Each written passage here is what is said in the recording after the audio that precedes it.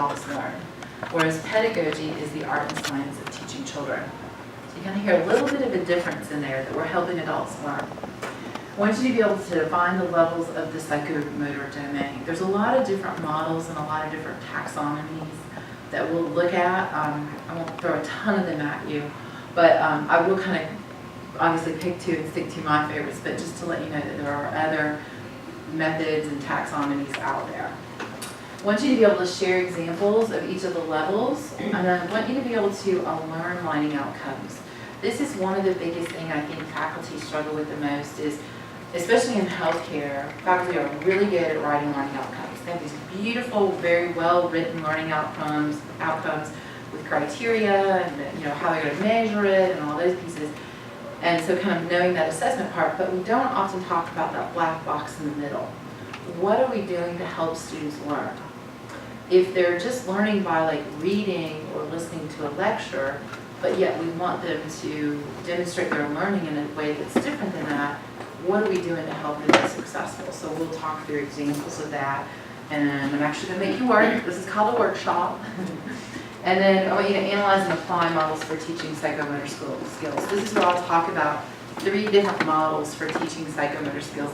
And we'll actually try some of these and practice and play, which is why I need to bring us some things to work with. So first off, let's do an activity. I have given each of you a white piece of paper. If you would pick that up.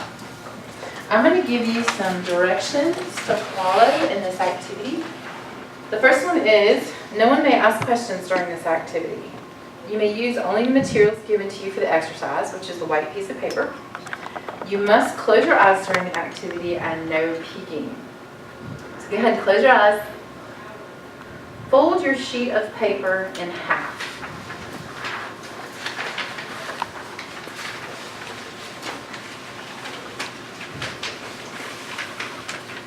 Tear off the upper right-hand corner.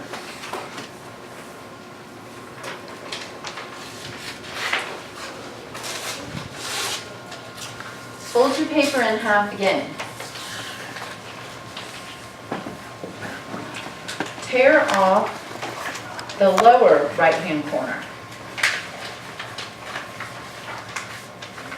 Fold your paper in half. Tear off the upper left-hand corner. Fold your paper in half a final time.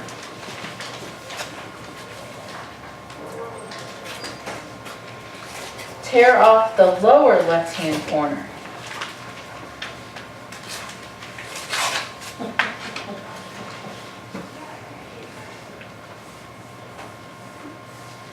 Okay, unfold your paper and hold it up.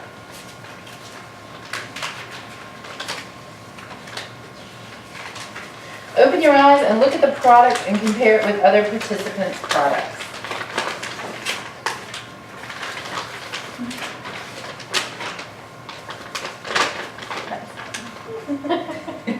These are supposed to be snowflakes. So what happened? You can talk. It got harder to tear. Yeah. It got harder to tear. I couldn't tear my last year. I couldn't either. Well, the first time I only tore through one part of it instead of both sheets. Uh-huh. And I didn't keep it all straight. I mean, I was here and then I folded this way and tore down here, but I had to turn it to tear with my right hand. And then when I did this, it wasn't in the same Same place. dimension. Yeah. So Fold it this way or that way in half to start. So what didn't I do for you? You didn't tell us which way to fold it. Right. You said fold it in half. Not instructions. Not enough instruction. So not enough real clear instructions. Were you successful at making a snowflake? No. I don't know. Yes. Find Not really. Define a snowflake. Okay.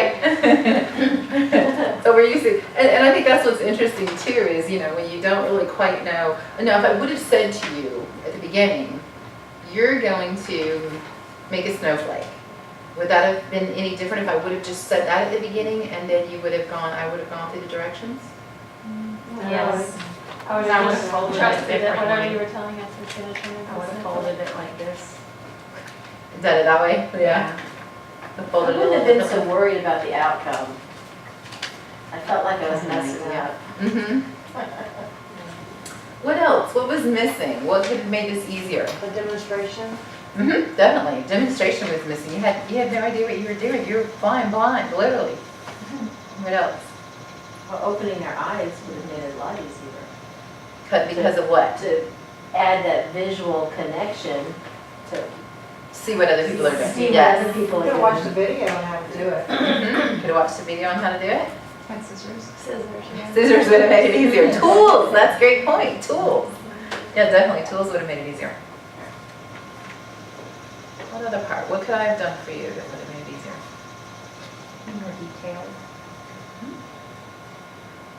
Share out how much, you know, how much of the corner. More specific? Yep. Yeah. Little, big. So that feedback. If I would have been able to give you feedback and saying, yes, you're doing it right, or fold it this way or not. If I would have given you the opportunity to ask questions. You know, and that's one of my favorite things to talk about. We had someone visiting from New Zealand, and he likes to talk about learning styles. And here he is from New Zealand with this funny accent, and he goes into this classroom and works with these students, and at the end, he asks them for questions. And you know, most of the time, what happens when somebody wraps up a discussion and asks for questions? What happens? Nobody asks questions. Right, nobody says anything. We all just sit there. And let me tell you, he asked for questions, and it was amazing. There were just students raising their hands, asking, and we walked out, and I turned to him, I'm like, how did you do that? I'm like, you were like a magician or something. That was so impressive. Well, it was in how he asked the question. Instead of saying, hold on, I have to think about it because I can't say it the wrong way anymore. Do you have any questions? That's what we usually say. Do you have any questions? What kind of question is that? Yes, no. Yes, no. Exactly, Sherry. Thank you very much. It's closed-ended. It's that yes, no, and it makes the assumption that you don't really have any questions. But what he said is, what questions do you have?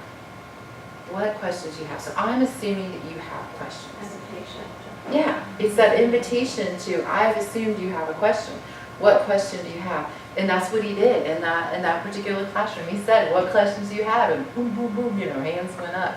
So it's those kind of little things that we have to think about when we're working with students is, are we really asking good questions? Or are we asking questions that are going to kind of end, you know, yes, no questions that end the discussion, that don't open it up as much as we want to. So kind of thinking about that, are there any other thoughts on, you know, what could have made it easier, what was missing?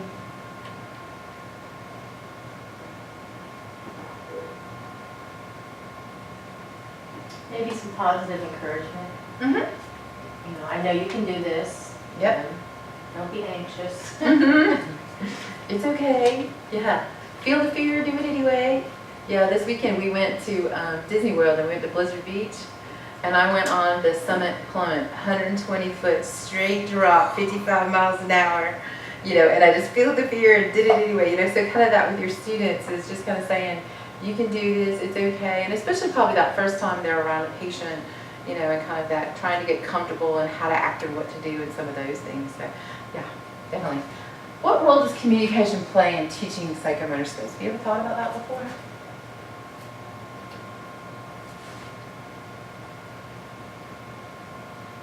I mean, I think it's important, I don't know if this is answering your question, but as far as that, getting that feedback as to whether or not you're doing the skills properly or not, Mm-hmm. is language you don't know. Yeah, definitely, because you don't know, because you can't watch yourself necessarily do it. And that's one of the things I think that's interesting is we do have some faculty member in some of the healthcare areas. I know that Harry Preston in our rad tech area is taking videos of students with iPads as they're setting things up so that they can kind of see themselves do it, you know, what they're doing and what they're doing wrong. But yeah, definitely that feedback is really making sure that, you know, you're correcting these things for students when it's in their short-term memory. Because if you've ever learned to type something and you type it the wrong way, and then you go to type it again, kind of do it in the same pattern and kind of have to break that pattern. So that's one of the things when we're teaching psychomotor skills that we want to think about. Any other thoughts about communication and psychomotor skills? learning how to break something down into very small steps. It's real easy, first time you try and teach something, this is how I do it, without being able to tell the student what they're doing wrong and the feedback with very little things they can do. Yep, and the difference is this. It's the difference between something being associative and cognitive. Associative is, you know how you get in your car and you drive to work and you go, I have no idea how I just got here, right?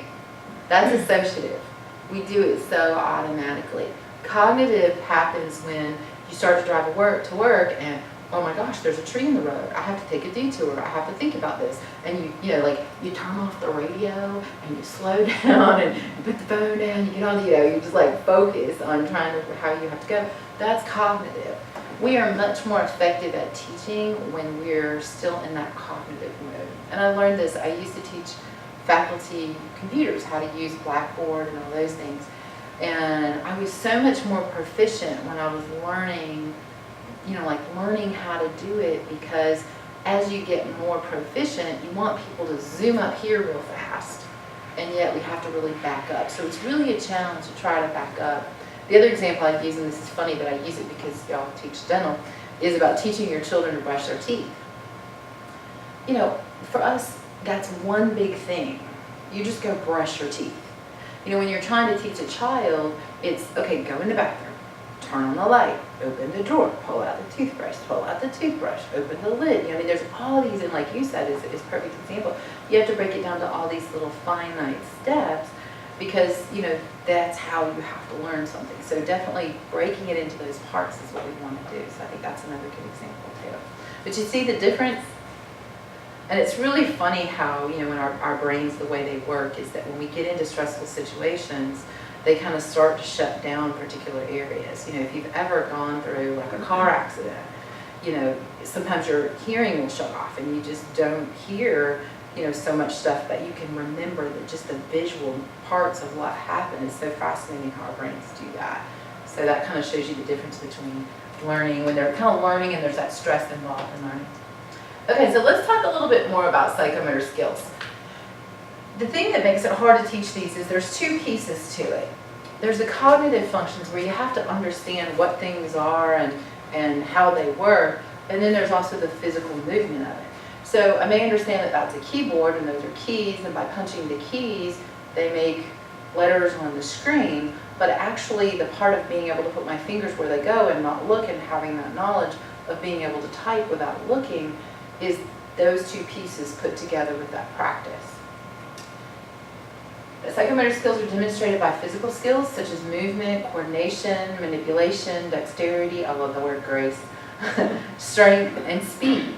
So it's that accuracy of being able to do particular things. And you think about, like how much time it takes to really get good at something.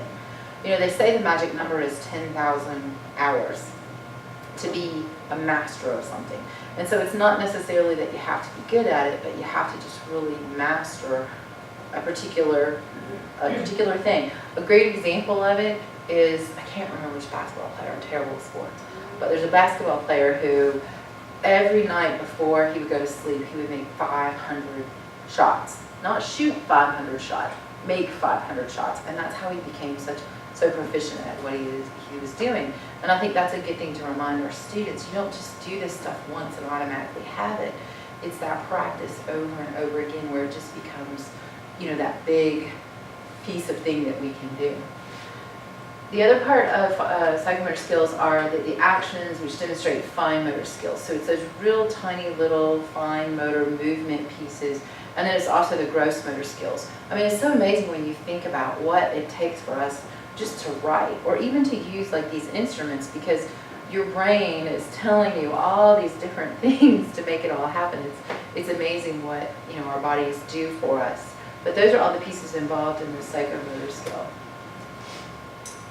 So I want you to stop and actually do some writing. I've given each of you a pad and a pen. If you would just think for a minute, think about, how do you teach psychomotor skills? In other words, how do you teach your students a physical skill? And while you think, I get to drink.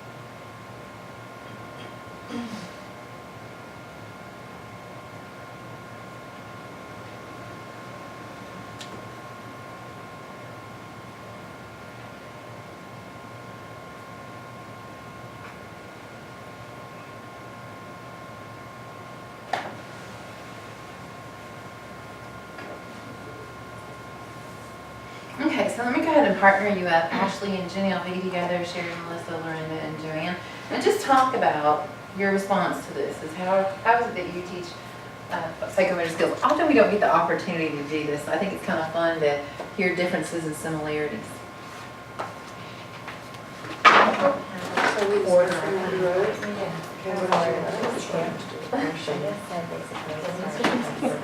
Oh my God. We wrote the same first one. We did it. We did it. Demonstrate the skill. Demonstrate the skill. That's cool. That's Or you can cool. ask somebody to do something, show them what you want. One step at a time. Okay, so I kind of broke it down. Observe the skill being performed. So not only do you demonstrate it, but they have to watch it. Because if they're not looking, it doesn't matter what they're showing. That's a good point. If they're not learning, doesn't matter what we say. Right, right. Describe the skill, so they hear it with their ears instead of with their eyes. Right. Try it, step by step, getting it over and over. Okay, then I said, answer why do we perform the skill? Why even bother? When is skill desired? When is skill, when is it desirable? What's the finished product look like? What are the advantages to having the skill performed? What could derail you while you are performing the skill? Like constant interruptions, fatigue, carpal tunnel, and back injuries.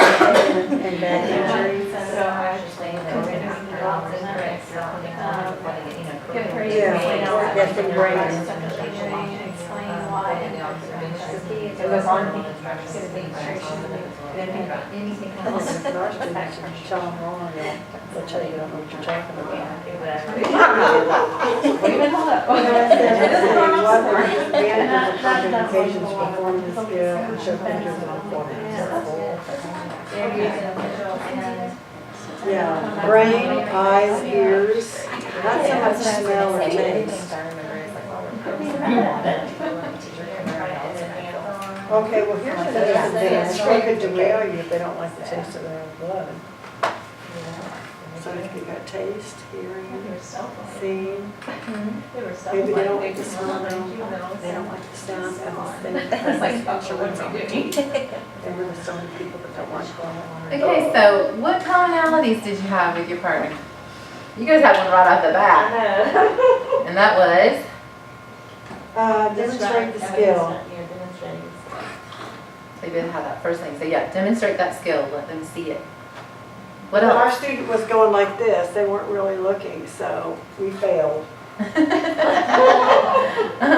So how do you get their attention? Also,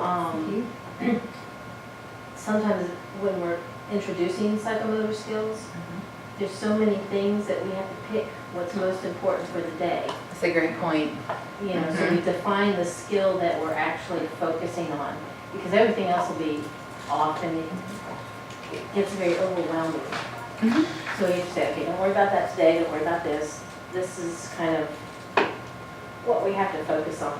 And it will build, build on things, but Yeah, I think that's a good point. Is figure out what's the most important foundation and then build from there. Definitely. What else? What other things? I said the rationale, the reasoning for why to do it this way, because it Same. might not be the most comfortable way to do it. Yeah. And that's a great point, and I think that's really important for students because when people understand the why, it helps it stick in their brain because you're like, oh, okay, there's a pain to do it like this, but there's a reason why I'm doing it this way. So I think that those points are really important. And it's interesting, and I'm trying to sit here and remember why, but our young students need it just as much as our older students need it too. I mean, they need that understanding of why are we doing this? What is the important and the rationale behind that? So yeah, definitely a good piece. Any surprises? Anything you learned when you were sitting here kind of thinking through how you teach psychomotor skills?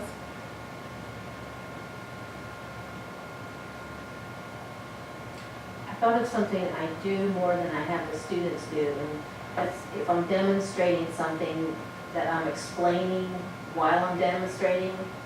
See how my fingers are doing this, this is a roll, this is a pivot. but I don't remember as much to have them do that when they're demonstrating for me. You know, tell me what you're doing, tell me when you're rolling, tell me when you're pivoting, so then I can see if there's a disconnect. Or if they just are at the point where their head knows what they're supposed to be doing and the fingers just won't do it. Right. You know, if they have an idea of what they're supposed to be doing, just can't do it, or if they don't have any idea. Well, and that goes back to this piece of it. Okay, cognitive functions. Do they understand what those particular steps are? And then the physical movement, can they actually do it? So there are two pieces to it. And I think that's a great idea, is having them talk through it so that then you know, okay, they've got the cognitive part, now what's going on with the physical part that they need to do. And sometimes, you know, I know it's funny kind of like thinking about touching people, but sometimes people don't have good what's called proprioception, which is where they are in space. In fact, actually, people who are dyslexic, I have 2 dyslexic children and one of them has dysgraphia.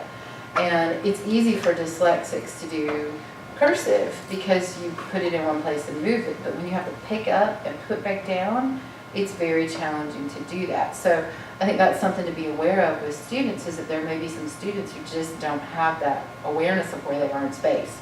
You know, so trying to do those things can be tricky. And it may not be that they don't want to, it's just that bodies don't cooperate. I'm sure y'all have y'all have seen that before, experienced that? A couple people, I see a couple heads nod, a couple people going, not yet. Good. I haven't had a chance yet. Haven't had a chance yet? Any other comments or anything else anyone would like to share with us? I just made a point about when they get frustrated doing a particular skill, sometimes it's best to move on to something different and then have them come back to it with a fresh mind. And That is excellent, because what happens when our brains get stressed, they shut off.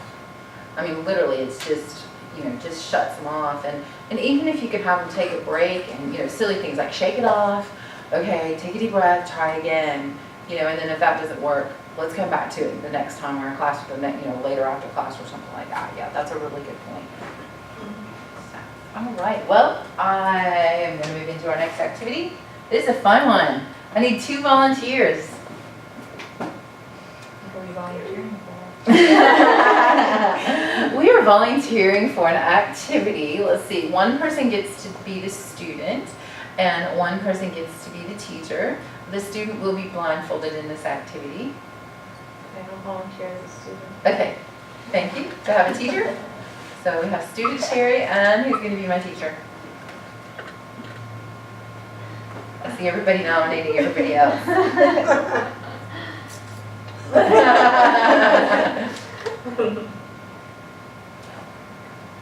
I promise it's fun. I'll do it. Okay, thank you. Sherry, if you will step outside just for a second so I can set it up, that'll be great. Bye.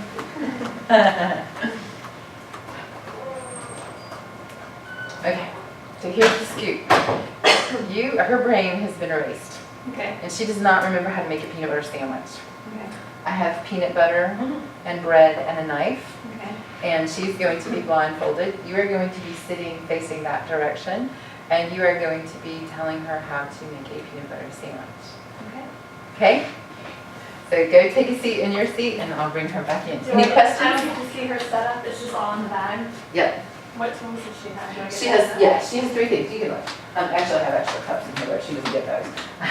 She gets the bread, peanut butter. What am I having in my hand? There it is. Okay. Okay. Thank you, Ashley. Thank you, Ashley. You've made these recently, so. Okay, you're going to be sitting in the chair right over here.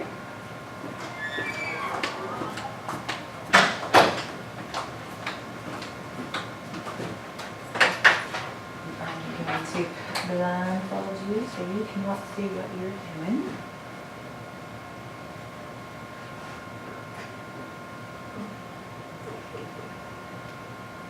Thank you, Sherry.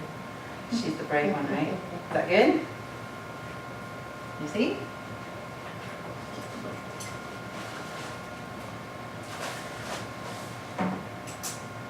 Okay. Teacher, you can look one time where the objects are. We'll let you do that. Okay. Okay, take it away, teacher. Sherry, on your left, let's see, on your right, you have a bag and a little twist tie on it. And you can open that bag up with a loaf of bread. And you're gonna take out 2 pieces of bread and lay them on the table, right? Shouldn't look like. Just Lay them on the table. And tell me when you're completed that task. Okay. And you can put your twist tie back on your bag.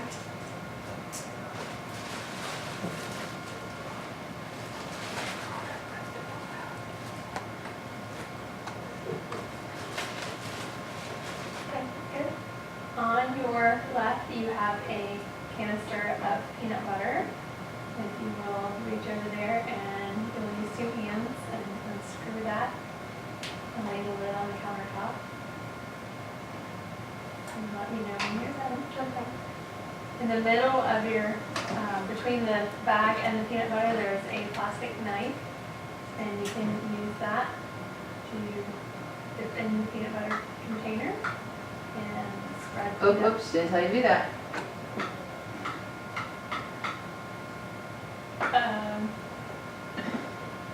Stick the knife into the peanut butter and get peanut butter on the knife. I told her to open it up and lay the lid on the counter top. Does it have a seal on top of it? Maybe there's a seal underneath the lid that you need to peel off.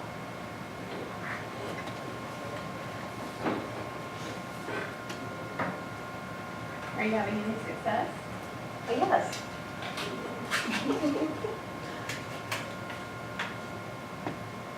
Once you remove the seal off the top of the peanut butter, you may insert your knife and scoop up some peanut butter and spread it on your pieces of bread. How's it going? Good. One piece. Go ahead and spread it on both pieces.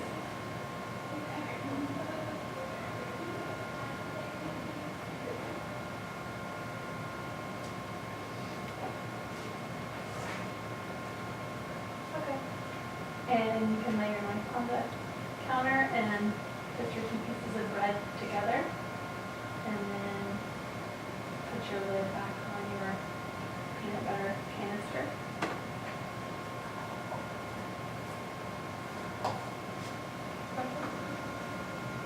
And voila, you have a peanut butter sandwich.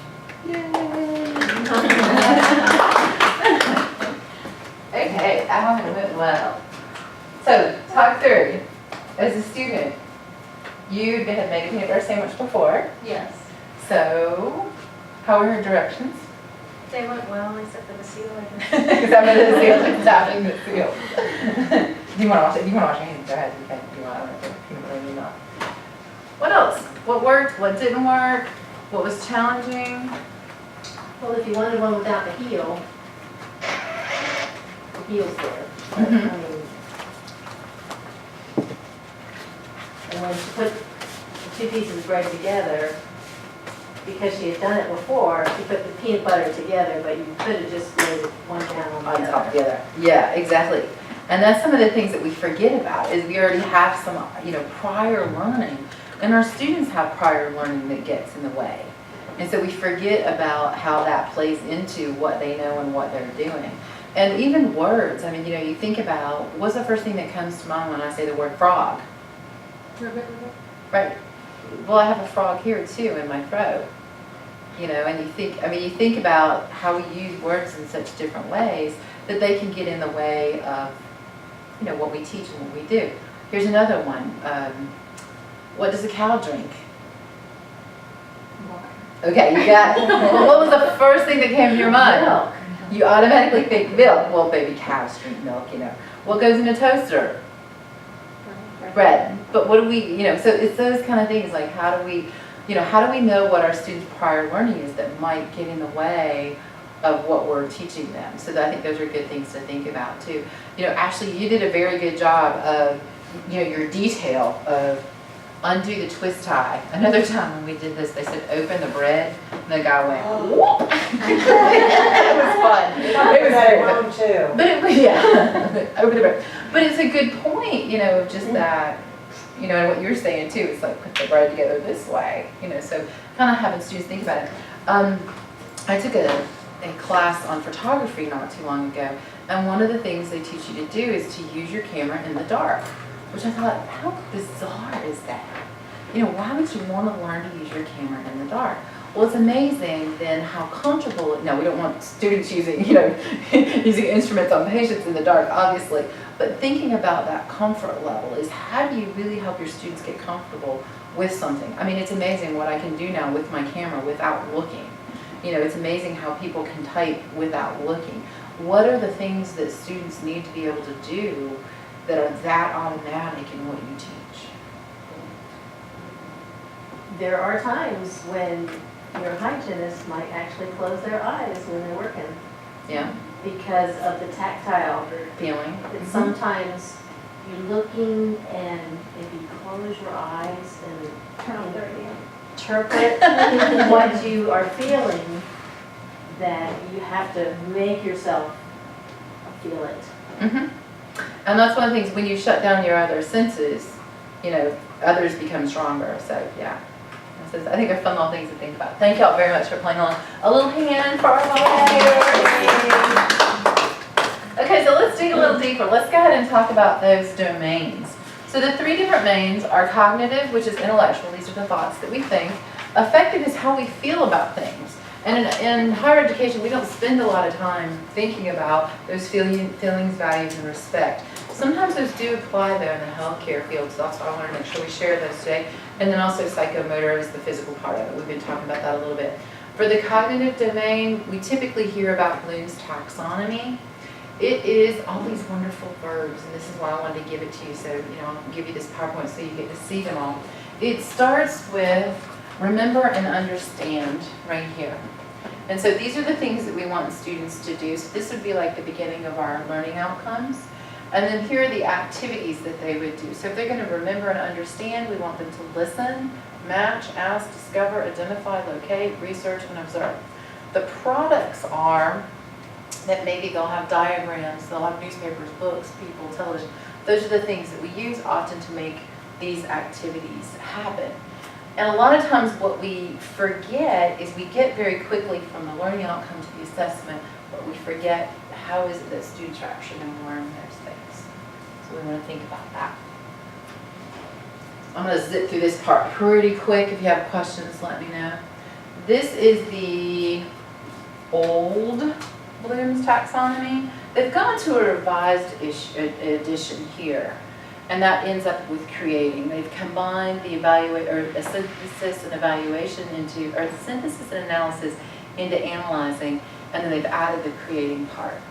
Because maybe our students will create a new way to use these tools that's much more effective than what we know or what we use. So that kind of gives you an idea of where those head to. And if you don't build a good foundation of remembering and understanding, if you don't have your students say particular words, they're not going to get them out of their mouths effectively. For example, I teach Introduction to Teaching Professions. And one of the words that my students struggle with is one of the educational philosophies, existentialism. And I make them say it out loud 3 times. Existentialism, existentialism, existentialism. We go back and forth, do it, play, whatever. Everybody starts laughing because it's like elementary school and it's silly. But if I don't do that, it comes out, whoa, I mean, they can't say it. When we were setting up we were doing job analysis, job task analysis. In fact, I think I saw you when we were in the clinic doing one of those. We were going through and looking at different labs and kind of seeing what skills people need to be able to teach in those labs. Well, they were laughing at me because I saw a word and I said it, and the way I said it was cannula. And they were like, what's a cannula? And then I said, it's that. And they're like, oh, it's a cannula. Well, I didn't know what it was, but I think that's a great example of how our students really need that foundation. And they need those words in their head so that, one, they can talk effectively to other people in the field, But then two, they have that cognitive foundation so that they can get to the psychomotor piece and they have those words in their heads. The affective domain, this is the one where how we feel about things.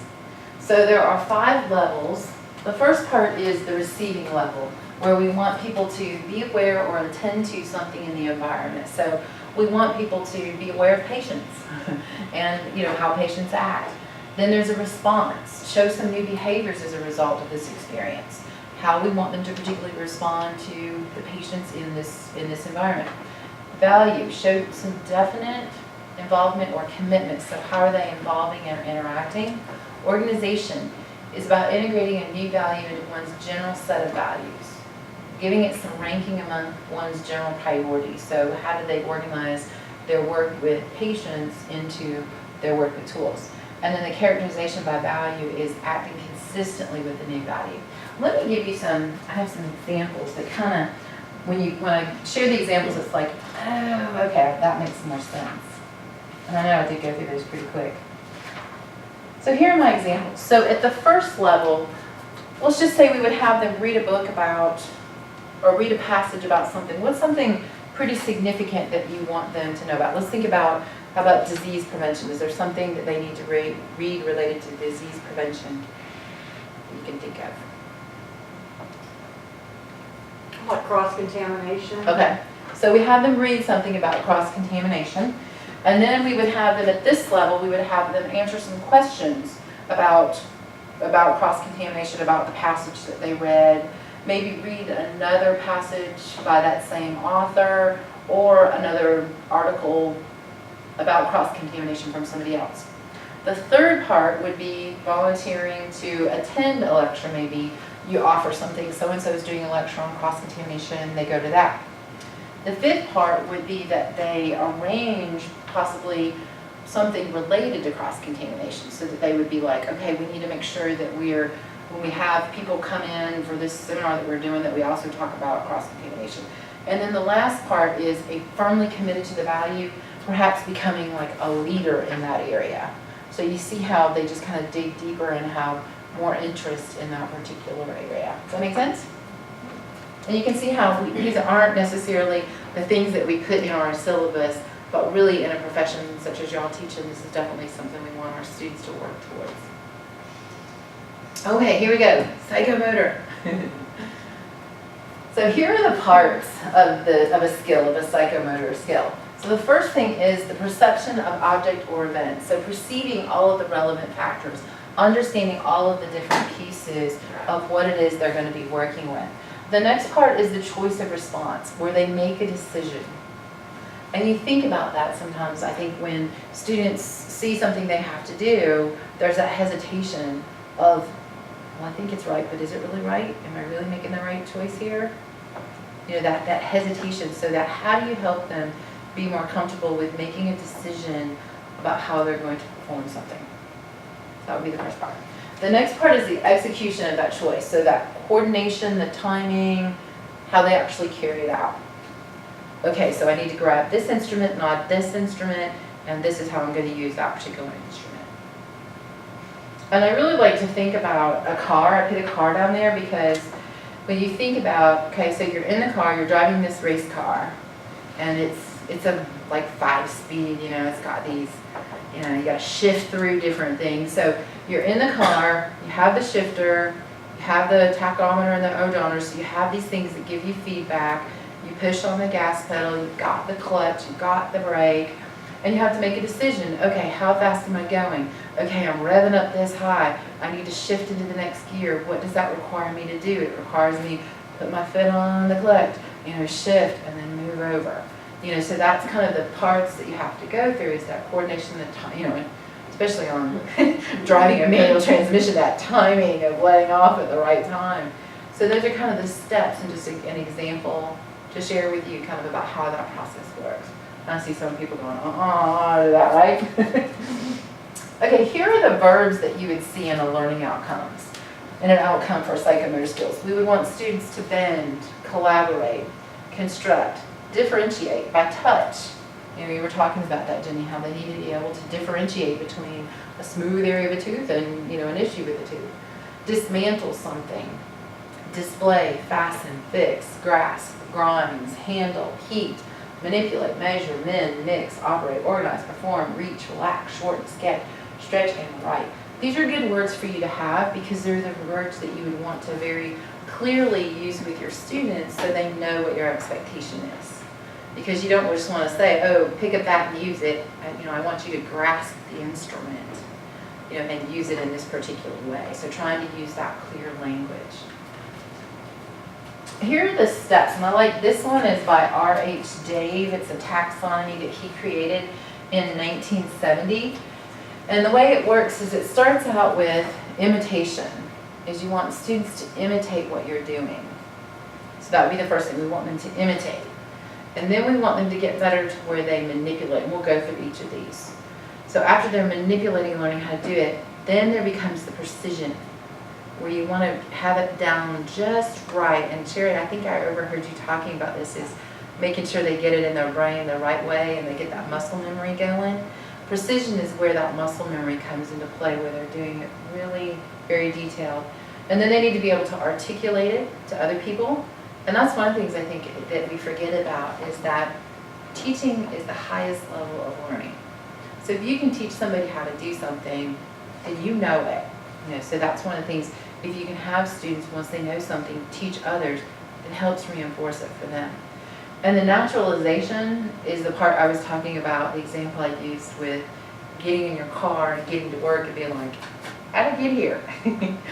How did this happen? So kind of that, it just is so comfortable. And you see how these build on each other, and we'll talk through these a little bit more. So under imitation, we want students, and Joanne and Lorinda, y'all talked about this first, demonstrate. So that's like that first thing. We want them to observe what we're doing, and we want them to imitate that action. Observe and imitate. And often they don't get it right, and it's not perfect, and they're taking a stab at it. And we want them to watch it and repeat it. And that's not just one time. It's, okay, I'm going to demonstrate, you do it.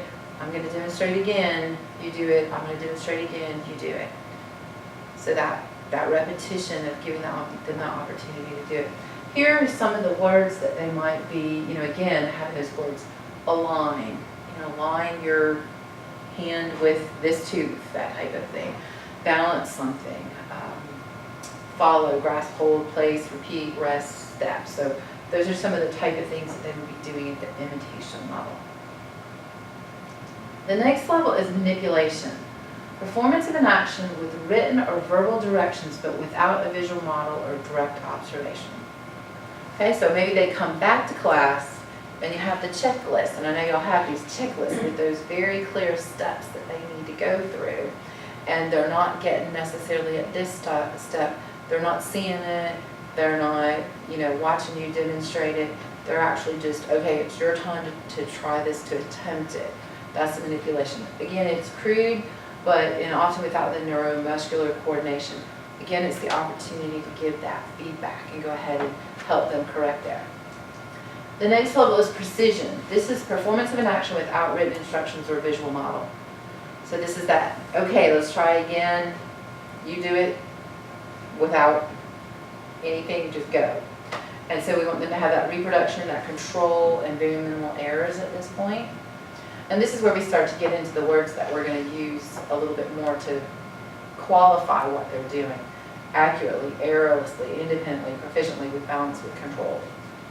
So kind of going through that process, those steps. And reflecting back to them is, look at the progress you've made. You've gone from watching it, doing it, doing it with the instructions. Now you're at a point where you're able to do it on your own. So those kind of steps that we have in there. Articulation is the display of coordination of a series of related acts by establishing the appropriate sequence and performing the acts accurately with control as well as speed and timing. And there's some fun activities that you can do, and I think this is fun to talk about too. I've seen things where when you have steps that students have to go through, is mixing up the order of them, chopping them up on a piece of paper and then letting them figure out manually what order all the things go in different groups, and talking about, again, the relevancy. Why do things have to be done in this particular order? Because I think that's part of it too, not just why do we do it, but why is it this order? So they understand it. Building their confidence at that point, coordination, harmony, integration, proportion, smoothness, speed, stability, timing. You see how it kind of just is clicking up as we're moving along. The last part is that naturalization. High level of proficiency is necessary, performed with the least expenditure of energy, routine, automatic, spontaneous. You just do it without thinking. I mean, it's that type of training that it's all automatic. You don't have to think about it. You're just brushing your teeth, like you teach a child to do. Okay, before we jump to this part, let me sit back here just real quick. Any thoughts on this particular taxonomy? Thinking about what you teach.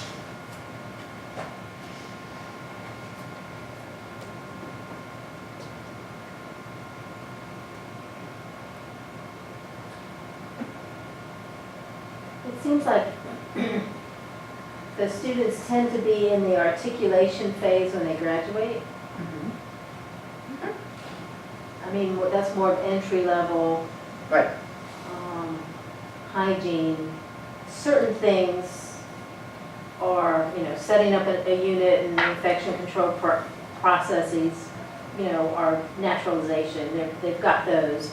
But some of the skills, it's like there's a progression that by the third semester, certain things ought to be natural. And that we keep adding on, but as far as actually being able to do the cleaning, it seems like they're not quite at the naturalization.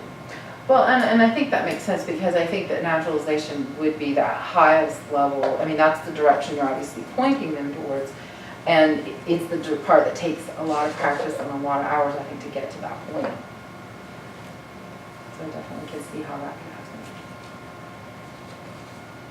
Any other thoughts on that? Have you ever thought about psychomotor skills in this much detail? Like, wait a minute, whoa! How am I going to have time to do all that, right? And sometimes it's things you can have students do outside of class. I mean, things like, okay, so we have them get to, oop, am I going forward or backward here? Okay, let's see, I'm doing right right now. I'm not, I'm going backwards. Okay, I'm probably making people dizzy, I apologize if I am. Okay, so if we get to, the first state is they observe it, they imitate the action. So they watch it and they repeat it. Their homework could be to write down, and if you can, and here's the thing that helps students a lot, is give them pointers when you're talking. There are 5 steps to this particular activity we're going to do today. What did I just do for the students? Things they gotta be paying attention. We're looking for 5 things. And let me tell you, if you only do 4, what are they doing? What's number 5? Right. What's number 5? Yeah.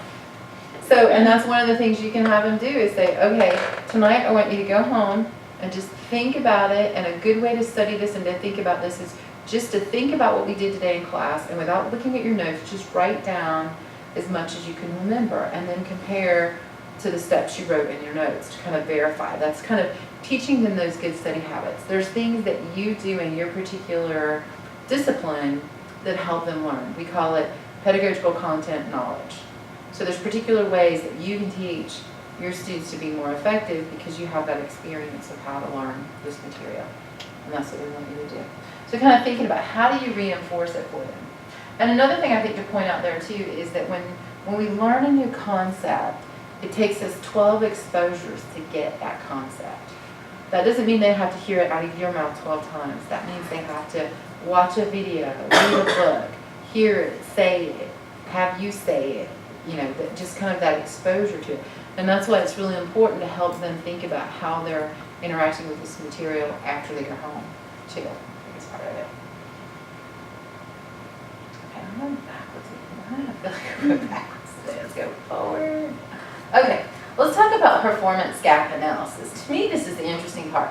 So we've gone through, we've worked with our students, we're getting them working on a particular skill, and we get to this point where this is where we want them to be, but they're actually right here. So in between the actual and the optimal is the gap. So you get to thinking about, okay, what can I do to help my students? How can I help them develop that performance so that they'll be more proficient? What's our action plan? What's the improvement process? And then how do we get back up through that? And the other part I like too is kind of thinking through this part of it is in terms of, you know, the performance review. You're going to be judging this part of it, but performance planning is how do we get them from here to there? How do we go ahead and focus on the optimal? What are the things you know about a particular thing that you're teaching?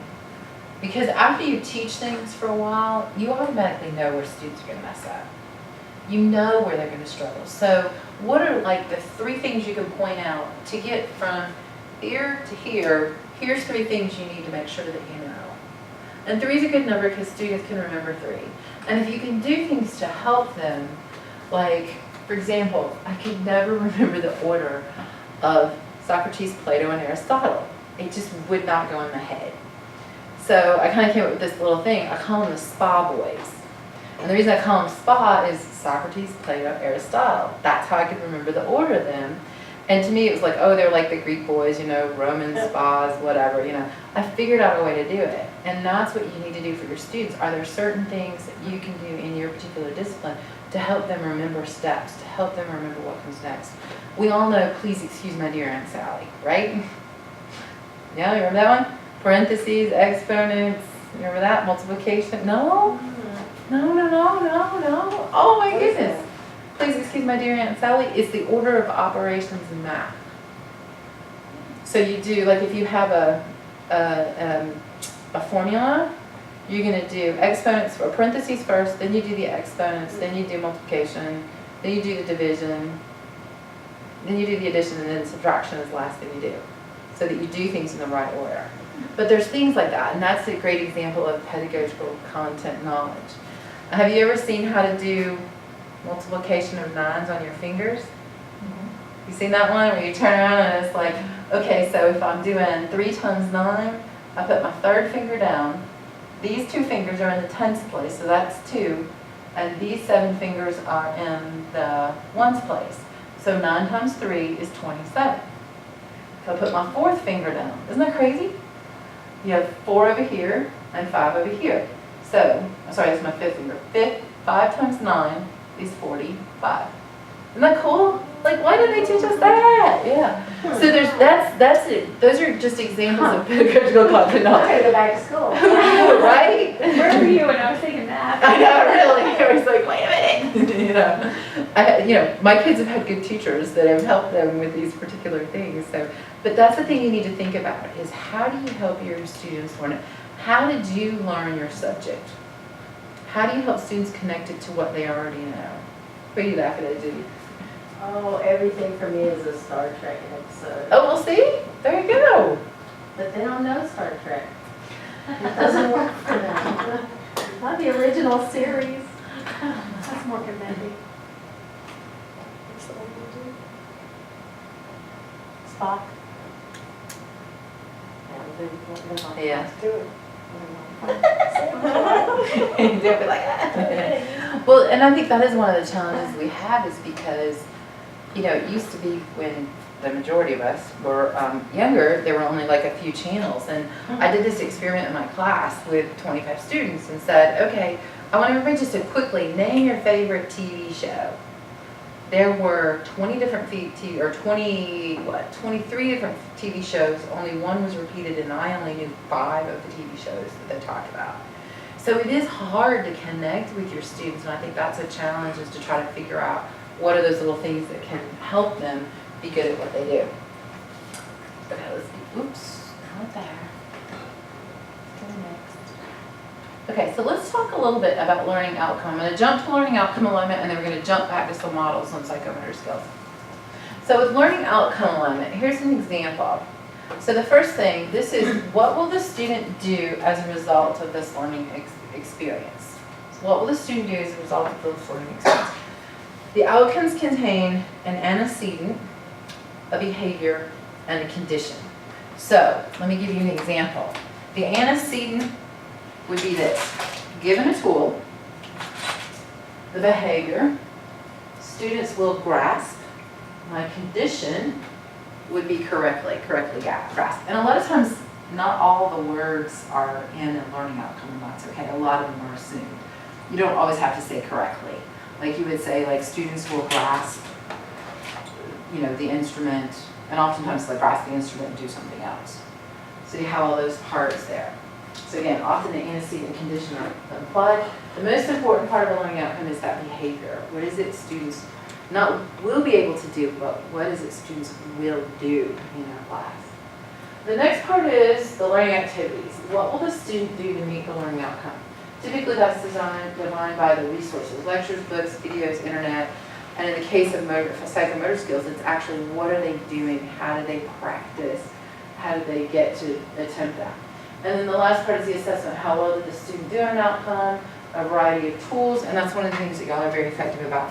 You've got these great checklists that you can go through and use and give students that detailed feedback on. And you know, the thing I find is oftentimes is with feedback is making sure that students understand what the need is to correct and not just moving on quickly, because I know a lot of what you all do builds on the next thing. It's not just, okay, I'm done with that, move on, but it's really trying to get it so that students can be more proficient as they move on. Thoughts, questions, comments about this? Okay, I'm going to put you to work. Okay, so here's an example. Learning outcome, assess the causes of diabetes. The learning activities would be lecture, text, video, in-class discussion groups, and then we would have an essay exam that would, like there's an example below, is a patient record of food and exercise, assess how the patient choices and lifestyle contribute to diabetes. So, what can we do to make this a little bit better? Any thoughts? Any ideas? You could say which type of diabetes. Definitely. So clarify what type of diabetes. Would you want to include in the learning outcome giving a patient record of food and exercise? It's kind of like, well, Yes. what do you give them? What's the antecedent? What do you give them in order to assess? That's a great example, yeah. So go ahead. So that would help clarify them, and then what type they're, yes, going to be assessing.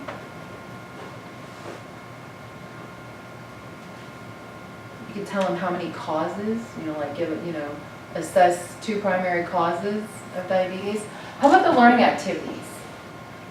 What learning activities could we do for them that would help them get ready for an essay? You could interview someone that has diabetes. That's a great one. Interview somebody, yeah.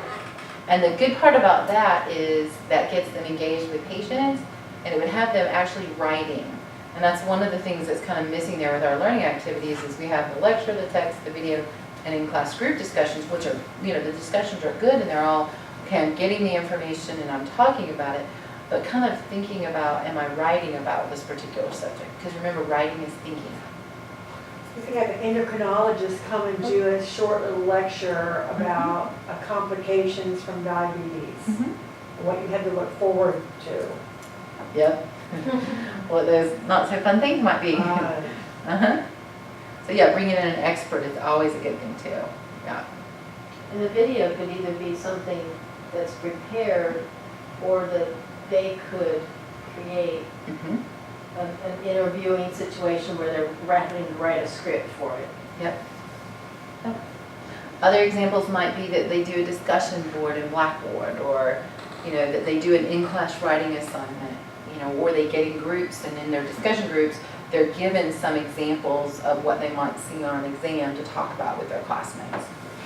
Yeah. What about like creating a brochure that could be given to the patient? Yep. Yeah. And that would be good because one of the things they could do is list the causes, have those examples of those there. Yeah. Okay, so now this is where I want you to think for a minute. Think about a learning outcome in your class. What are some of the learning activities that you might need to add, and how are you assessing that?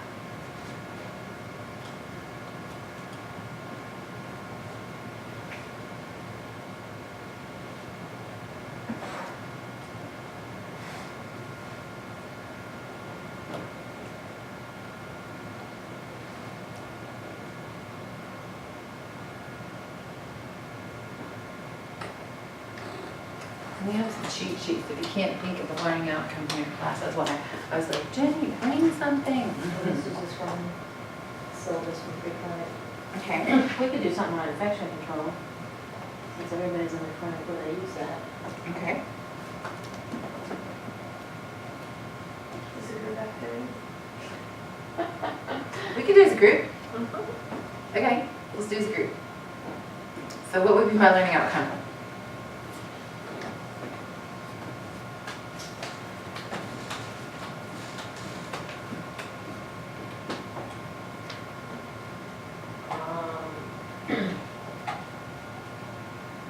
We can do it on infection control. Yeah, Patient communication, how to communicate with patients, like how to interact or interaction. Demonstrate to the instructors,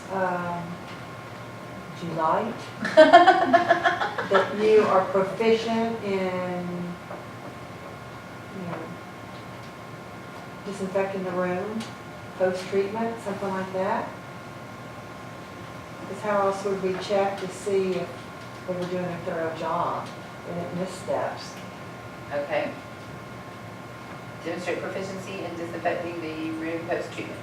All right, so what would be, how would we want our students to learn that? Follow Follow some steps, Okay, so there would be like a what?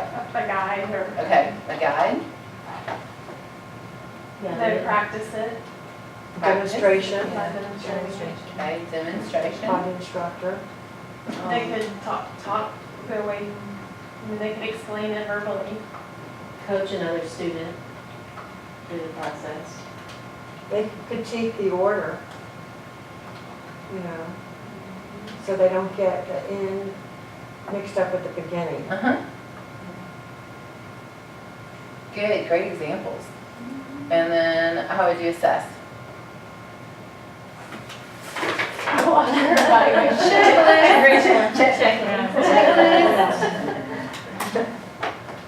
Probably based on demonstration. Yep. Good, great examples. I really like your learning activities. And it just amazes me how many times we forget about those and making sure, is there an alignment? And here's where your alignment is. You have to demonstrate here the proficiency, and you actually have them, the instructor demonstrates it, and then you have them go through some steps where they'll demonstrate too the practice and the guide. So yeah, that's good. Think through those things. And the reason we want you to think through this is because of this. What you end up doing is, so here's the assessment. So at the end, I don't necessarily look at just one student, but I look at all of my students. So the questions become, is there a place where all of my students struggled in meeting this learning outcome? If so, my question becomes, first, is my learning outcome well written? Second, are my learning activities, helping them meet that learning outcome? And third, am I using the correct assessment? Do I have all the steps I need there? So that's what we really want you to do, is we really want you to be a reflective educator, where you're thinking about those pieces. If students, and if you can go through and go, yes, my learning outcome's good, I'm happy with my assessment, but my students aren't getting it, then the question becomes is, what do I need to do here to help my students learn better? And the more proficient you become at looking at these, the better you get at teaching your students and helping them. You know where they're going to struggle and how to help them be more successful. Okay, let me go ahead here. From her slide, we'll jump forward. Okay. Any questions about alignment? Any thoughts on that? Here at the center, we are happy to help you. So if if you want information that can support this, we have all kinds of tools that can help you as you're working through these things. We have guides that help you set them up. We have activities that you can do in the classroom, because we don't always know what these nodding heads mean. We don't know if they mean, yeah, this is great, or yeah, I'm thinking about what I'm going to go to the grocery store and get just a little bit, so really trying to understand. We have these things called classroom assessment techniques that you can do pretty quickly to get that feedback from students, about whether or not they understand things. And it can be things as simple as, you get them to stand up and go, okay, I'm gonna say some statements, and if you agree, stand on this side of the room. If you agree, move to that side of the room. You know, do some true false things with them very quickly to see if they've learned stuff. I mean, it can be things as simple as that. You know, it can be, you know, raise your hand if it's true, you know, put up a 1 if it's true and a 2 if you think it's false. And you can quickly see whether students are getting it very quickly. You don't have to use clickers. You can use clickers and cell phones and all that fun stuff. But there's some pretty easy ways too to get that feedback to see where students are as they're learning. Okay, so what tools do you use to teach psychomotor skills? What tools do you use to teach psychomotor skills? And you don't have to necessarily think dental tools. Like demonstration. Yes. Demonstration can be one.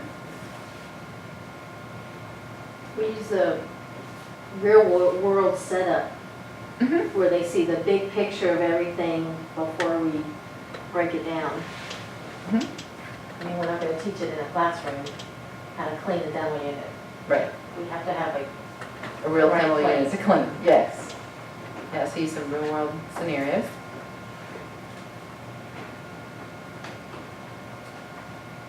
There's some good ones. Think about those. And we've been doing that. We got you going with that at the beginning. a lot of patience. A lot of patience. Yeah, we use a lot of patience. Okay, so this is where we're going to get into the models. This is one of the models. This is the simplest model in the world. Whole part whole. And you were kind of hitting on this where we kind of give them that whole thing. You know, we demonstrate, okay, here's the environment you're in. Here's the whole piece. You know, like if we're back to our examples with the learning outcomes where we're looking at after post-treatment, did they disinfect the place properly? Well, we've done the whole thing. We've gone beginning to end, naming each action or step. But then we go through, and the next time around, we go through the part. We go step by step. Okay, so here's the first part you do. Here's the second part you do. Here's the third part you do. Here's the fourth part you do. Here's the fifth part you do. With the details of what they need to know in there. And Jenny, you were kind of hitting on that, how at first they kind of just, we focus on what they really need to know and just kind of get them through it and then come back and do that tweak. And then at the end, another wrap up of being able to see the whole part again. So this is one model, super, super, super simple. Doesn't get any easier than this, I think. As we move along, the models get more complicated. This is a simple 5-step method. So the first part is, and Sherry, this gets back to what you were talking about, is overview why the skill is needed and use in delivery of care. So why is it that we have to do this particular thing in this particular way? Second, demonstrate without talking. Just do it.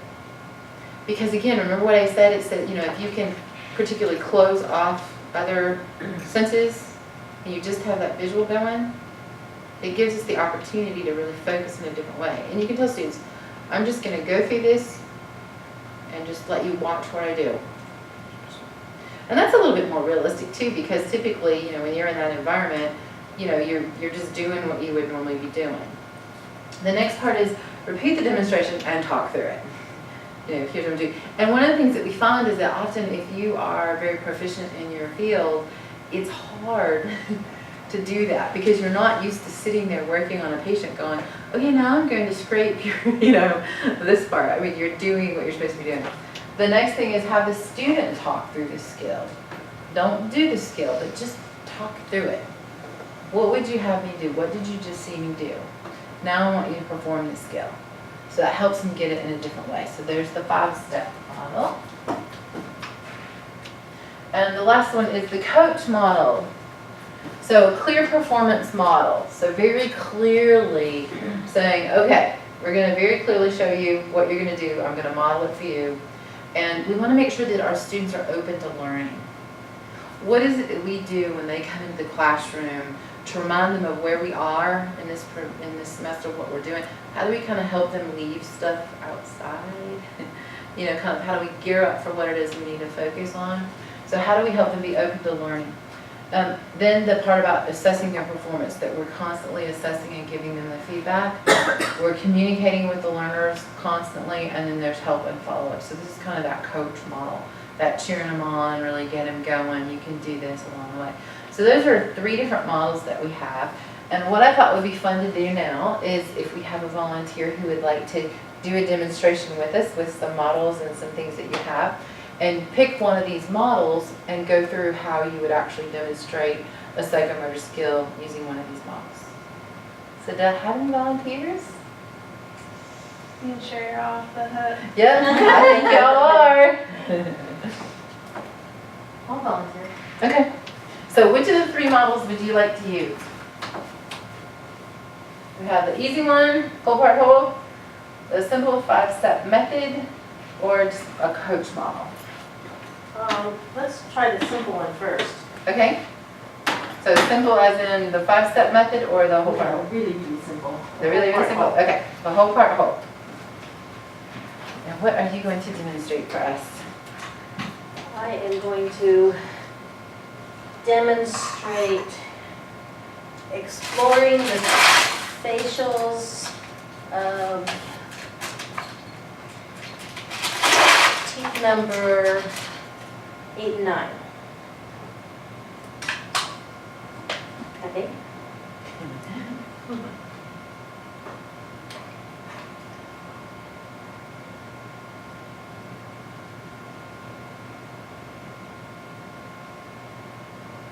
I can remember what I'm supposed to do.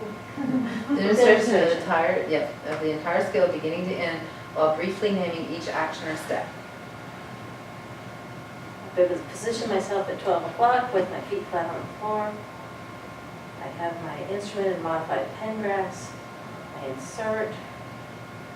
I explore to the distal first. Come back out, reinsert. Explore toward on the facial and the mesial. Back out. Line and land. Begin on tooth number 9, walk towards the mesial into the interproximal. Back out, reinsert, walk toward the distal. Okay? Now you would do each of the parts. Demonstration step by step, explaining each part in detail. Okay, start at the beginning. My body's in neutral. I have my tripod stance with my back straight. Everything's at 90 degrees, being neutral. My arms are at my side. My wrist is in neutral. I have all of my fingers placed in modified pen grass. Soft C. My soft C is parallel to the floor between my thumb and forefinger. My middle finger is resting lightly on the shank, and my fulcrum finger is straight. I fly in and land 1 to 2 teeth distal to the tooth that I'm working on. I land first in the get ready zone. I slither like a snake down into the sulcus. I actually move my whole hand as a unit while maintaining the tip adapted to the side of the tooth all the way into the interproximal past the midline. Back out. Pivot and roll so that my tip turns on the tooth, it's reinserted, walking in the opposite direction, walk towards the mesial, into the interproximal. Pivot and roll out, and turn his head a little bit so that I can have my tip facing again toward my fulcrum finger, land in the get ready, slide down into the sulcus, rock back and forth, keep my tip adapted as I walk into the mesial, back out, pivot and roll, reinsert at the midline, walk towards the distal all the way past the midline, back out, and come off the tooth. Okay? Now you do demonstration of the entire skill beginning to end without commentary.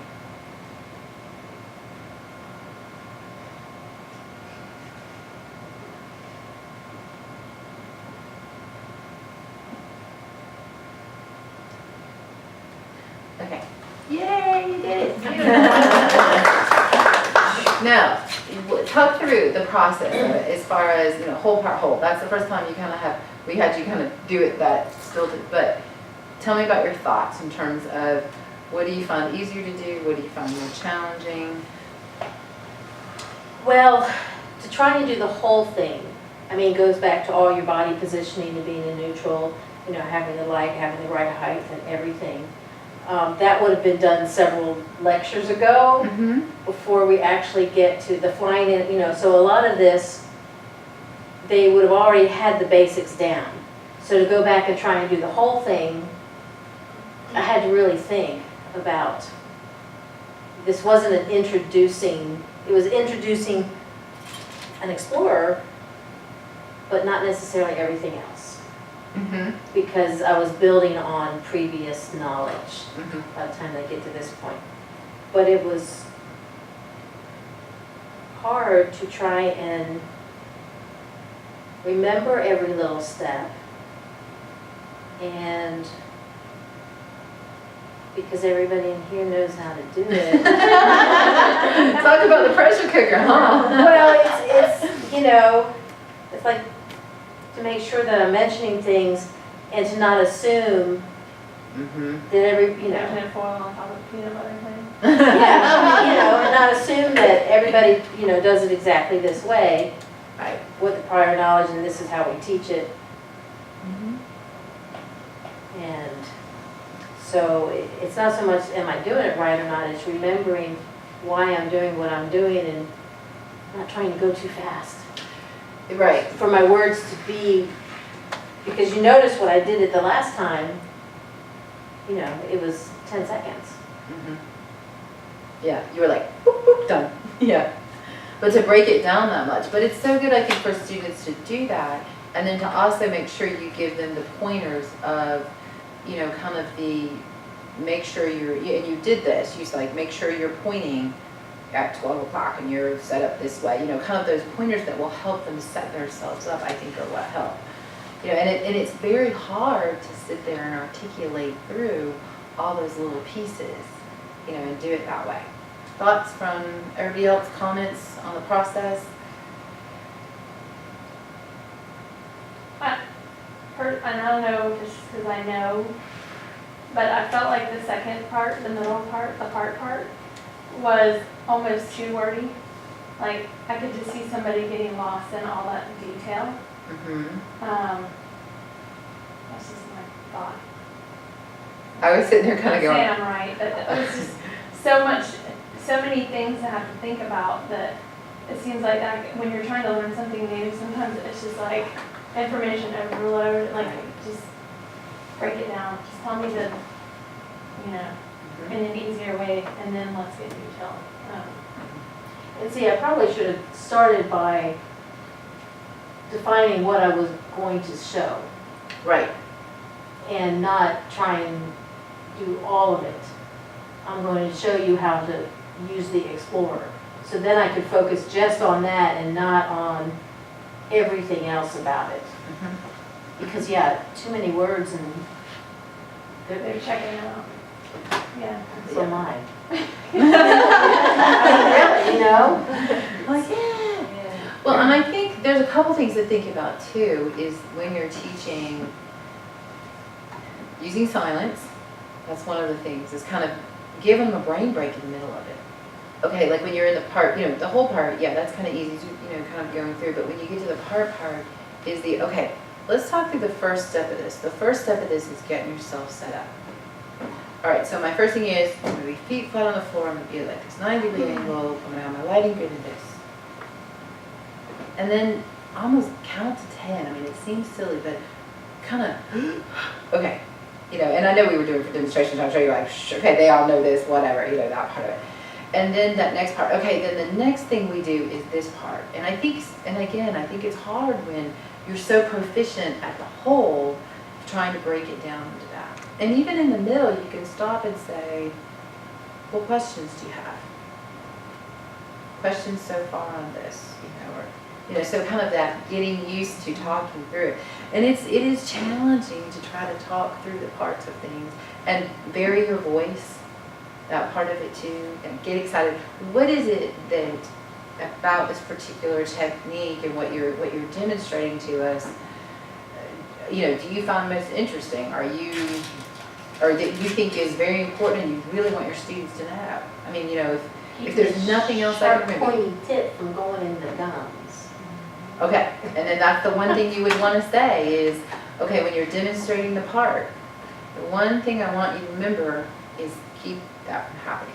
You know, kind of that, and again, give them that block for it. The one thing I want you to remember is, you know, and these steps, you know, kind of trying to break it down in, okay, there's, you know, like, I don't know, you could say there's, what, 3 parts to it: getting positioned, move, you know, getting set up, and then actually doing the movement, kind of helping yourself break it down more for the students. Because that's what some of them will need, and especially if you see them, you know, if you're going in to do the performance gap to try to help them go from the actual behavior to the ideal behavior, is really saying, okay, let's focus on this one little piece right here, have them talk through what they're doing, but then you talk through, here's what I'm doing, here's why I'm doing it. It's hard. It's tricky hard. Especially when they can't see where the end of that instrument is going. Exactly, yep. And what are your tips to students? And I think that's a good point on where the end of that instrument is going. Well, when the patient bleeds.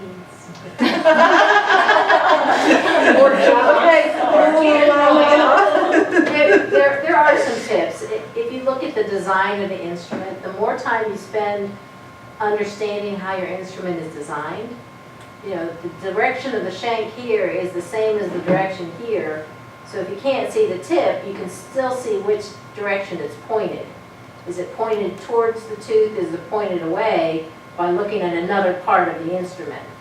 And so, you know, there are some, and eventually their grasp is light enough to feel when the tip is on the tooth.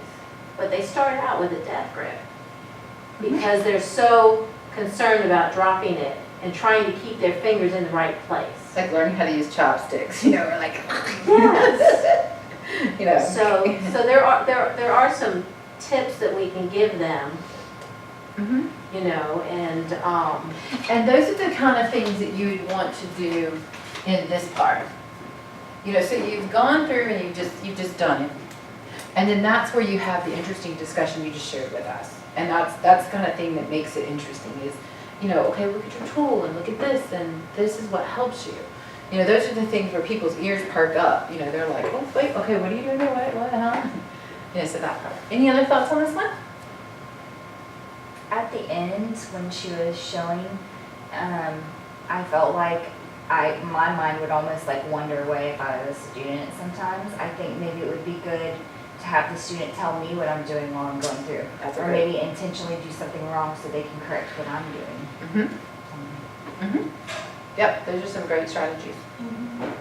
Those are some things, and one of the things you want to be careful of is the first few times you're running through things is giving it to them the right way so we get it in there the right way, but then as you're demonstrating that, okay, now watch this time as they do it, you know, those kind of things. But yeah, that definitely helps the You can even say beforehand, I'm going to do everything perfect, but one thing, you tell me what I did wrong. That's a great way to do it. And challenge them and make it like a game. Mm-hmm. Say everything's going to be perfect, and then you just have to make sure you have an excellent delivery, where maybe you don't go all the way interproximal, you just start at the line angle and then you stop and you come back out. So the answer is you didn't go all the way halfway into interproximal, because the students don't.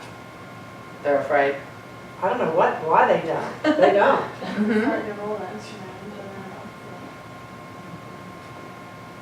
They have to go halfway from the front and halfway from the back, otherwise, even a little bit more, otherwise they're missing part of the tooth. So if they don't go halfway, they're not meeting, and there's something that hasn't been met. Mm-hmm.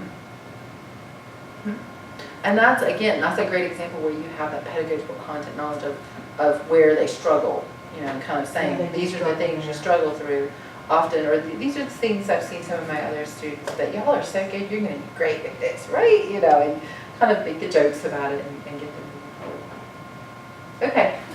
Anybody want to try another one? Here's my next volunteer. We have left, we'll do one more, the 5 simple step method or the coach method. 5 simple steps?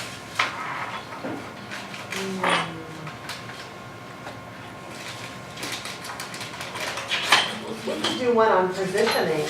Okay, come on up. Come on up. Do one on positioning. So, talk us through this one. Thank you, Jenny. Okay,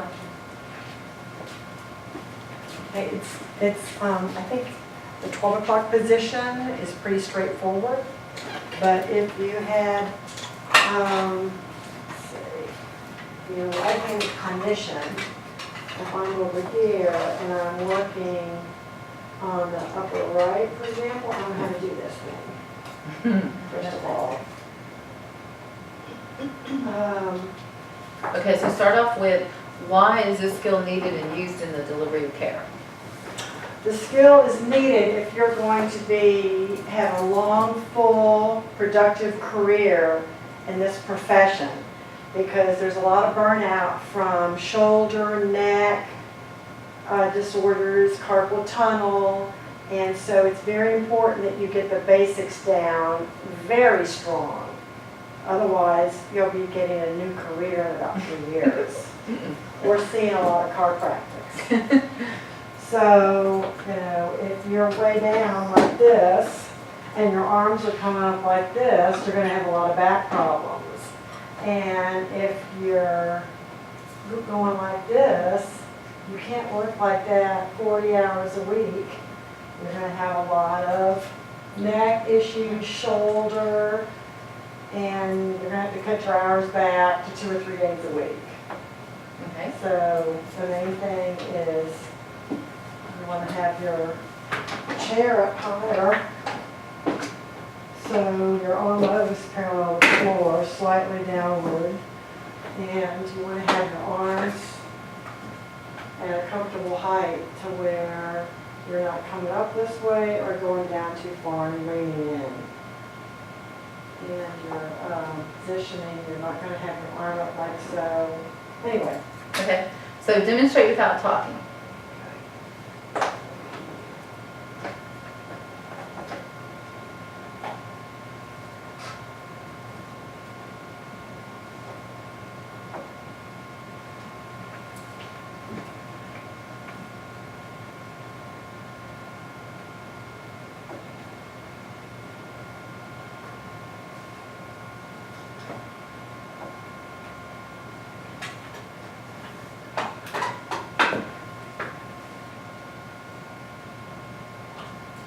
Okay, so now this time repeat demonstration talking through it.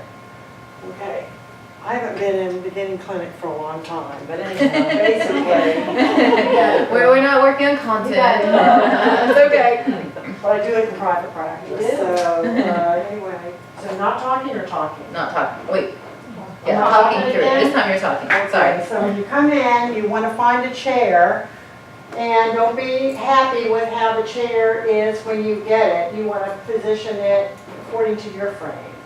So I'm looking to see if I'm almost flat on my lap, my feet are flat on the floor, and you can either work with your legs pointed this way, or you can straddle the patient like this, all keeping the spine straight so you can lean forward, but resist doing this. You can do a little peek and now look and see once in a while, but that's just an instant, and then you're back to either this or the 12 o'clock that Jenny showed. But you notice how my back is always straight, no matter where I am in the mouth, in the oral cavity. I'm never contorting myself. I might contort them, and I'm not contorting me, because I'm 39 years and I'm going to make it to 40. Yay! That's about it. Okay, so now you have to have a student talk through the skill. Okay. The student performer skill. I'll perform your other students. Okay. Okay. So what did you learn? Come in.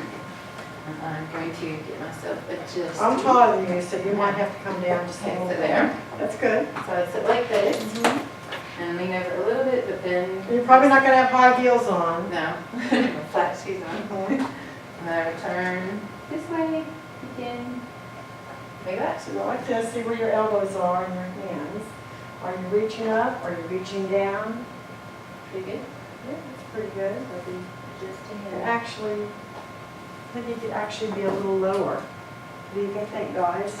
Yeah. Get a little Try that. there. That's fine. Something like that. Get in there. I think so, yeah. That's pretty good. Because you can lean forward a little bit like that, not too much.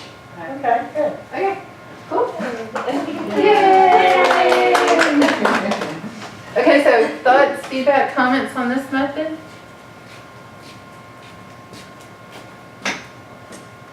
I mean, I kind of like that. I kind of like the, somebody was saying about having the student talk through, explain what they just learned, just sort of, you know, one, you can check them, and two, it helps it to stick better to them.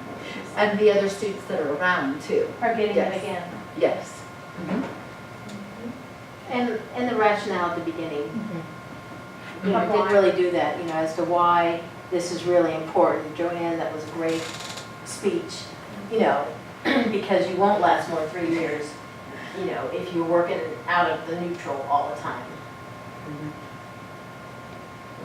Because they'll listen. They don't want to go through all this and then only practice for 3 years. Mm-hmm. They'll listen to that. Yeah. And I think that's important kind of stuff to make sure that they get is that why. Why do you do this? Why do you want to do this? For yourself, for your patient? So that we can see your faces when we come back in, right? Okay.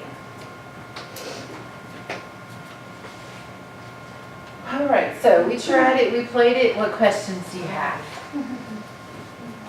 Questions, comments? I have a question. Mhm. As far as, I mean, teaching these, like, for dental instrumentation skills, we don't really encourage our students to go home and practice because they don't really know what they're doing yet. Okay. I mean, just like if you were going to come and practice your golf swing when you didn't know what you were doing, and then you're going to learn it the wrong way. Right. So what is it that they can do to help them with that when they're not being watched by us? How can they work on that psychomotor skill if we're saying don't go home and do it? Then go home and do it. I think the best thing you could do, I mean, the first thing that pops in my mind when you ask that question is video.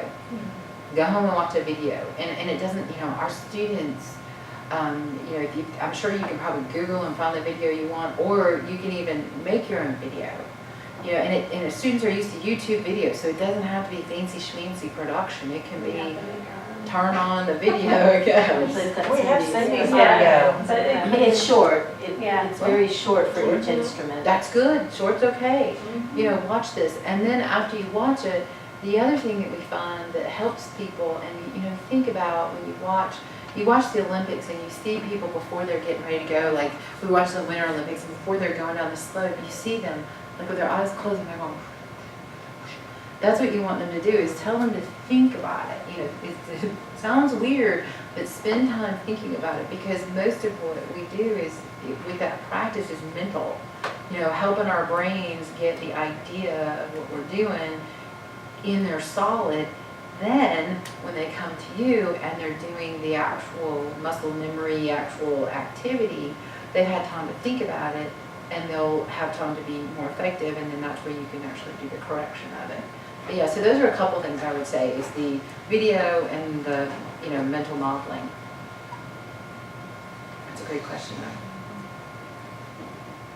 though. Oh, it's a question that they ask all the time too, you know, can I take this into practice? And it's like, no. There have been times where they have bought these stands and, you know, practice at home, and either they learn it wrong, we have to fix it. Yeah. But on the other hand, they're doing something, Practice. and, Mm-hmm. you know, the main thing is getting them to use all their time in lab. Because they'll, okay, I got it. Yeah. They do like a certain aspect of the skill, like tactile, they could use the Explore on their fingernail just so they know that death grip's not going to feel very good on the patient. So they're doing it lightly on their cuticles. Or even we had to write our name backwards in a mirror, just looking through a mirror, so that when we're using an instrument not looking directly into the mouth, we have that visual understanding of, okay, my hand's moving this way, I see it in the mirror, it's going the right direction, not the opposite direction. Oh, because you're using the tiny little Yeah. mirrors all the time. Oh, that's a great idea. Yeah. Those are some good strategies. You know, it kind of makes me think of, you know, what you do with the x-ray to have them go out and take the shadowing. It's something something like that where they're getting the concept in a different way, is a great strategy. Because I understand that, yeah, you don't want them learning a skill incorrectly because then it's hard to correct later. Mm-hmm. But just that one little aspect of the skill could help the entire picture. And I think too, what I just heard you say is that they don't use their time real well in their lab. So I would think about what can you do to help them be more effective in lab? Is it they do it for themselves so many times, then they get with a partner and they have to practice it so many times, and then they do it again individually so many times, and then they get with a group of 3 and critique each other, like how, they have maybe like a little check sheet where you have to, it's like a game, and you have to do this so many times in lab today because we really want you to get that, and the best thing you could do is take advantage of that time. And what are the other things that they do in the lab, that are distracting them from learning? Not just, oh, I've got it. Okay, yes, it's good you got it. Now practice. Okay, talking. Yeah, or they're just, it's frustrating, and they get, it's hard work, It's hard work. And it's, they don't feel like they're making any progress. Mm-hmm. And oftentimes, they don't even think that you're telling them anything positive, even when you strive really hard to make sure you point out positives. All you get back from them is, you never say anything good, all you do is point out the bad stuff that I do. Mm-hmm. And I try really hard to make a point to say, just like I do with my kid at home, good job, that looks great, do you see how good that looks or whatever? Mm-hmm. And they just still, it's like, they're so focused on the frustration part of it that all they see is negative, negative, negative, and they can't hear you say anything good. Right. And then they're just like, I'm done. They're just watching the clock, or they get up and go to the bathroom, or they're writing on their daily comment sheet for a long time, and when they should be using their instrument. I think I would try to say, flip your environment. In other words, tell them, I love giving you positive feedback, and I love to reinforce when you do things right, but my job is to give you the feedback, to constructively criticize you so that you can be successful. That's why I'm here. I want to help you get things right. And I try to do it in a way that's positive. I try to do it in a way that's encouraging. And you've got to learn to take feedback because, my goodness, if you can't take feedback, patients give you feedback, doctors give you feedback. Hello, people. And it's amazing how many people aren't used to taking feedback. So maybe that's something to think about, is helping set your students up to understanding, I'm gonna have to give you feedback, and it's gonna be positive and it's gonna be negative, and you're gonna give me feedback, and like the example we were talking about where go ahead and do something, say I'm gonna do one thing wrong, catch me, but your turn to pick on me. Kind of trying to set that environment so they know from the get-go what it's going to be like, and being comfortable giving each other feedback. We're here all to help each other. We don't learn from doing things the right way. We learn from our mistakes, and we feel like we have to do things right. There are students that are just paralyzed and won't even try because they're afraid they're going to mess up. So how do you get past that? How do you kind of go, oh, try it, and let's figure it out. Yeah, that's critical. Everyone messes up. Everybody does. Yeah, dude. We're not perfect. Well, if you can relate it to something they've already learned to do well, like driving, or riding a bicycle, or whatever other skill that they can do really well, they only got that way from practicing, playing the guitar. Instruments, I used to talk about. Did you ever play a musical instrument? How was it in the beginning? Did everyone applaud when you were done, or? Did mom say, stop saying that? Yeah. So how do you do that? How do you help them? Plus, I think another problem is that psychomotor skill it requires a different kind of learning than what a lot of the students are, unless they play a musical instrument or a sport. They've never experienced that type of learning, and they go from being this, straight A book student that, doesn't even need to take notes and can listen and, they just do well, to suddenly being super challenged, and they don't understand why they're not getting it. It's a lot of physical technique, Yeah. Yes. like dancing. And some of them just are almost in tears over that, and it's like you have to, you have to try to explain to them that this is different than boat learning and lectures and everything. Yeah. And finesse. Yeah. We don't think about And they often know. Harder. Mm-hmm. Harder to teach, harder to learn. that. And your brain thinks you're doing something one way and physically you're not. If you Yeah. watch yourself in a video, you're like, oh, I didn't know I looked like that. Exactly. Yeah. Well, thank y'all very much for taking the time to come over today. If we can help you in any way, please let us know. To me, the most important part is the contributions you all had, sitting here talking with each other, sharing the examples of things that you do with your students and with each other. And I encourage you to continue having these conversations. You are the best resources because you do have that pedagogical content knowledge of knowing how your students learn and being able to share that with one another. So definitely take the time to continue having this conversation. Thank you. That's all I got. Now we're a big audience.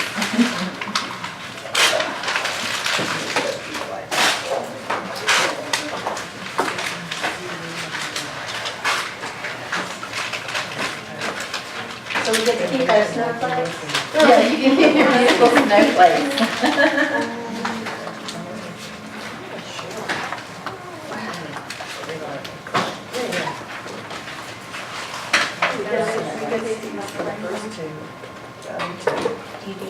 Thank you for bringing stuff over. It'll be my fourth year. That's fun. I think it's orange. That's probably the most challenging really thing, because there's no Oh, yes. understanding of the expectations. And then the second year, they know what you're Right, doing with them. right. It wasn't supposed to rain at all.